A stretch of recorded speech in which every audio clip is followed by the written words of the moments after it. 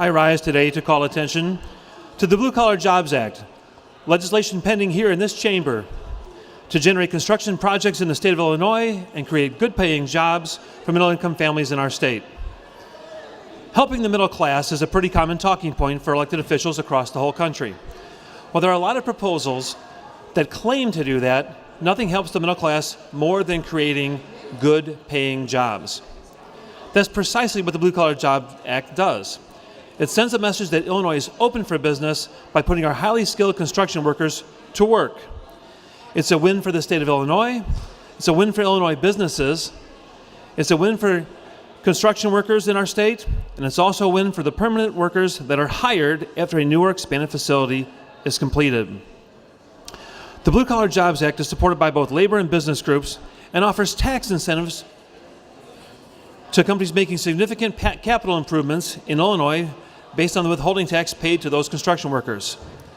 I helped put in place our state's current EDGE program, which is an economic development tool that incentivizes long-term job creation. The Blue Collar Jobs Act helps by prioritizing our state's highly skilled construction and trades workers and incentivizing the projects to put them to work. The program would work under the same structure as the recently upgraded EDGE program. The Blue Collar Jobs tax credit value is 50% of Illinois income tax withheld of construction workers during the project. That tax credit value rises to 75% of the Illinois income tax withheld of those same construction workers if the project is located in an underserved area that meets certain poverty, unemployment, and federal assistance rates. The Blue Collar Jobs tax credit is issued to the organization that builds, renovates, or expands the building, just as the EDGE tax credit goes to the company hiring the workers. The tax credit is meant to incentivize the company to construct new buildings or improve existing buildings which can't be built without the use of Illinois labor. The Blue Collar Jobs Act is incorporated into 4 existing programs. The EDGE program, as discussed earlier, the River Edge Historic Preservation Tax Credit Program, High Impact Business, and Enterprise Zones. I cannot emphasize enough one critical point.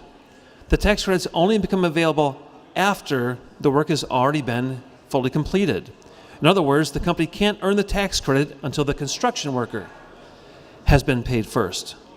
There's no risk to the state for a company not meeting its requirement, as the state has already captured the withholding tax prior to the tax credit being issued.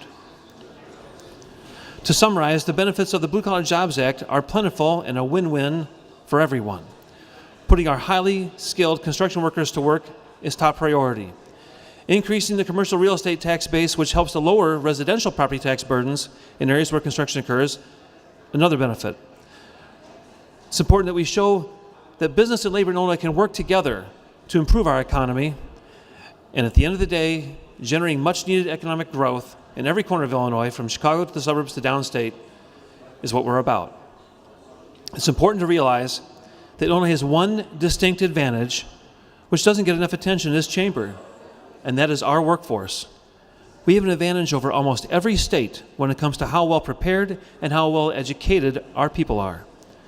I believe it is what primarily has Illinois still in the running for amazing projects like Amazon's HQ2.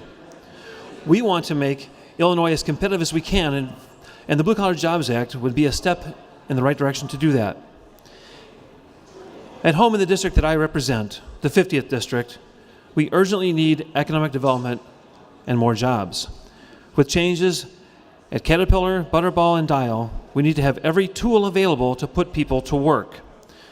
The Budded Company, who recently purchased the Butterball facility in Montgomery, which brought 250 much-needed jobs, applied for an EDGE agreement for their long-term staffing commitment. For companies who are considering purchasing either the Caterpillar or Dial plants, which are just a short distance away in Montgomery, there will almost certainly be significant capital investment needs to prepare those facilities for what they do.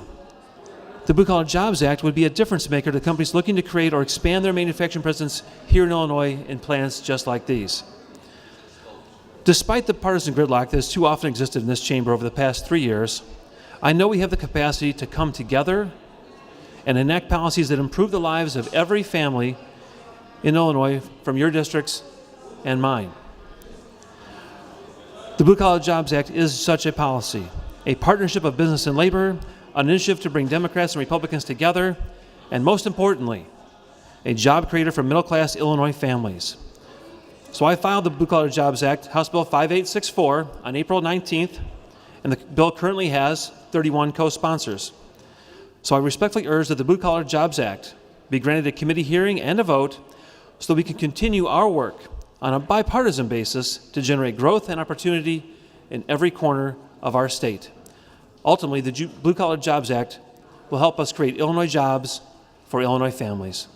Thank you, Mr. Speaker.